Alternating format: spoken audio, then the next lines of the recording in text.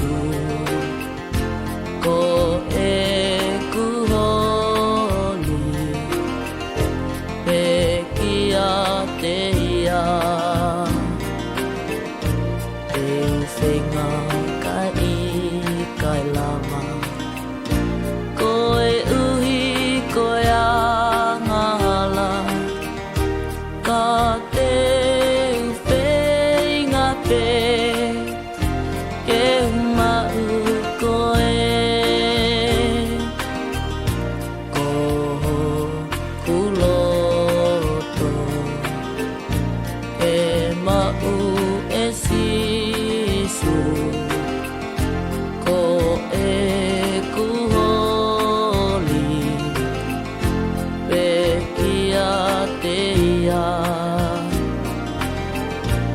e whenga kai lava ko e uhi ko e angahala ka te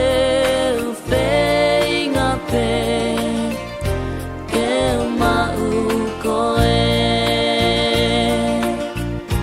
ka neke ilo sisu ko mi mau e ahoni pea ke whiwhiri koe hanai te o whai kua pau kene mahu e kumea kotoa o i kai hailo pea moho kuloto kene mahu moia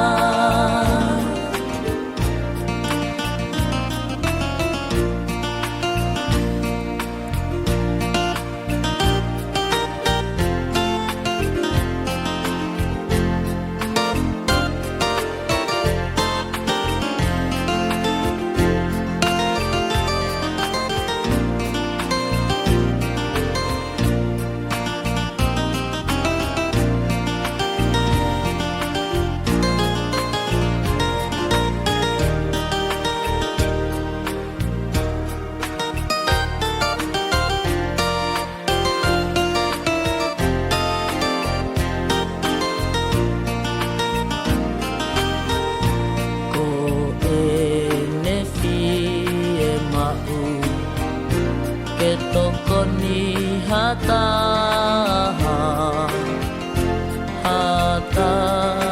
ku o mole me iai ai hala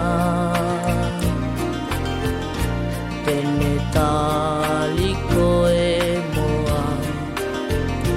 whakafoki ki api he koe mau ke tano fomoia ko e ne fie mau ke toko ni hata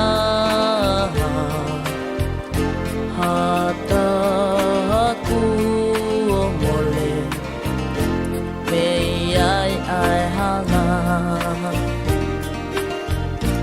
Tene tali koe muau whakafoki ki api e koe ne fie mau ke tano fomoia ka neke ilo sisu ko mi mau e ahoni